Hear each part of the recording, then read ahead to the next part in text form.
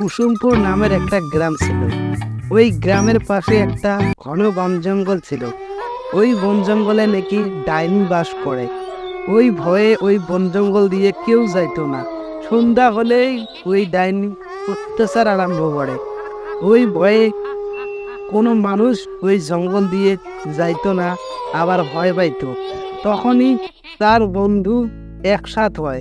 একসাথ হওয়ার পর তারা বুদ্ধি করে যে আমরা আজকে ওই রাতও বন জঙ্গলে যাব, যে দেখবো কি আছে ওখানে। এই কথা বলে তারা বন জঙ্গলের দিকে রওনা হয়। চার বন্ধু মিলে তারা যাইতে যাইতে ভয়ঙ্কর একটা জায়গায় যা পরিস্থিতি নেয়। ওখানে যে কিছুক্ষণ দাঁড়িয়ে থাকতেই একটা চিৎকার শুনতে পায়। চিৎকার শুনে তারা অনেক ভয় পায়। ভয় পাওয়ার পর ওখান থেকে দৌড়াতে থাকে। দৌড়াতে দৌড়াতে একটা গুহার সামনে চলে আসে। গুহার সামনে আসার পরে তারা ভয়ে ওই গুহার ভিতরে শুয়ে যায়। তারা জানতো না যে ওই গুহার ভিতরে ডাইনি বাস করে। তারপরে ওরা যখন গুহার ভিতরে ঘুমায় তখনই আবার চিৎকার আরম্ভ করে।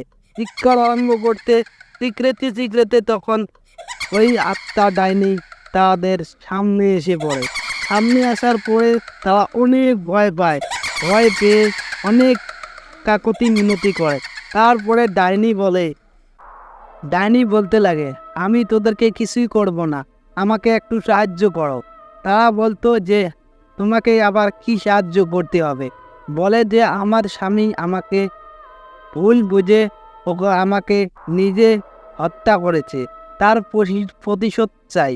অমনি তারা চার বন্ধু মিলে প্রতিজ্ঞা করে জীবনের ভয়ে যে যাই ইচ্ছা আছে তোমার সবগুলো আমরা পূরণ করব। কি করতে হবে বলো। তখনই ডাইনি বলে যে আমার স্বামীর ওখানে আমাকে নিয়ে যাও, নিয়ে যেয়ে ওখানে আমাকে ছেড়ে দাও। তারপরে তারা চার বন্ধু মিলে ডাইনিকে ওখান থেকে নিয়ে যায় মুক্তি করে। ওই তাদের স্বামীর ওখানে নিয়ে যেয়ে যখনই ছাড়ে দেয় তখনই ডাইনি আবার মানুষের পরিণত হয়। অমনি চার বন্ধু মিলে বাড়ি ফিরে আসে।